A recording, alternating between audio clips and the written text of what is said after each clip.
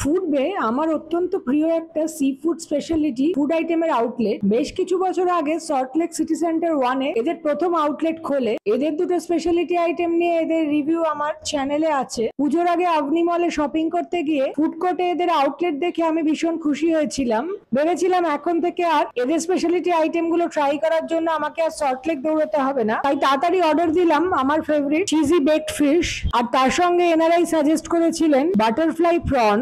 প্লেটে 4 piece butterfly prawn গুলোর size দেখে বেশ খুশি হলাম। মাঝারি সাইজের মোটা সোটা কাটলেট, আর সঙ্গে কিছু ফ্রেঞ্চ ফ্রাইজ। বাঙালি আলু ভক্ত, তাই তাড়াতাড়ি গরম গরম একটা ফ্রেঞ্চ ফ্রাইজ মুখে পুরে নিলাম। এর সঙ্গে একটা মাস্টার্ড সস দিয়েছিল, ওটা টেস্ট করার জন্য মুখে চালান করে দিলাম আলু ভাজা দিয়েই।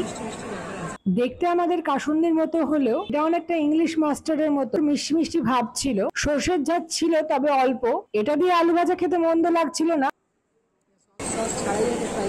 তবে আলু ভাজার জন্য মাছ ঠান্ডা করা যায় না, তাই গরম গরম একটা চিংড়ি মাছের কাটলেট তুলে মুখে চালান করে দিলাম। প্রথমে ভেবেছিলাম প্রন আর এই মাস্টার্ড সসের একটা আলাপচারিতা করাবো। অনেক চেষ্টা করেও মাস্টার্ড সসের সঙ্গে প্রনের ভাব ভালোবাসাটা করাতে পারলাম না। বাটির ধার গুলোয় প্রন কাটলেটটা বাঁধা পাচ্ছিল, তাই অজ্ঞতা একা একাই আমার মুখের মধ্যে চালান হয়ে গেল। এটা কন্টিনেন্টাল স্টাইল প্রন কাটলেটই বলা যায়, শুধু ভেতরে একটা গ্রিন রঙের স্টাফিং ছিল, এটাই যে ডিফারেন্স। মোস্ট প্রবাবলি পালং শাকই দেওয়া ছিল এর মধ্যে, তবে টেস্টটা অতটা ডমিনেট করছিল না। কাটলেটের আউটার কোটিংটা বেশ ক্রিস্পি, মাছগুলো পারফেক্টলি কুকড, এর সঙ্গেই বোধহয় ভালো লাগবে। ওভারঅল টেস্ট বেশ ভালো। সর্ষের যেহেতু ঝাঁসটা আছে, ভাজা জিনিসের সঙ্গে ভালো লাগে। মেয়োনিজ ছাড়া ঠিক হয় না, মেয়োনিজ নিয়ে নিলাম ফ্রি, আগেই বলেছিলেন দাদা।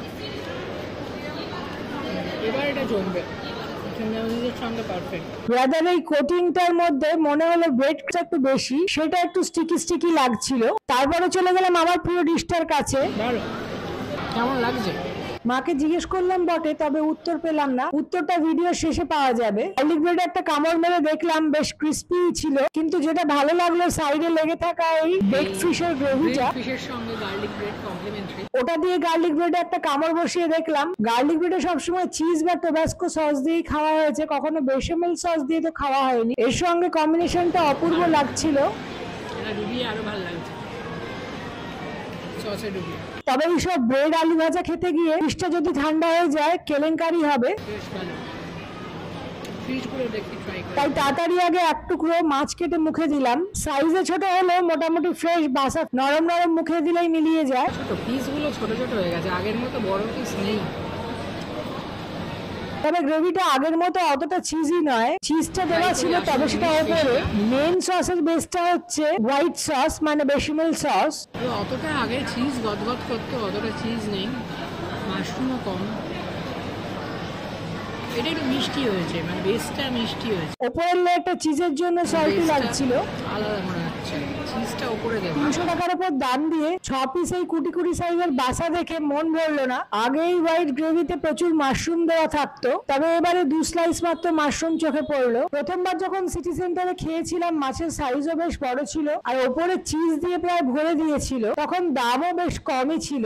পরিষ্কার পরিচ্ছন্ন ভেবে যে বুড়ি খেয়েছেন, এটাই প্রমাণ যে খাবারটা ভালো ছিল। আশা করছি এর পরের বারে খাওয়ার টেস্টটা আরেকটু বেটার হবে। Thank you, please subscribe, like, share and comment.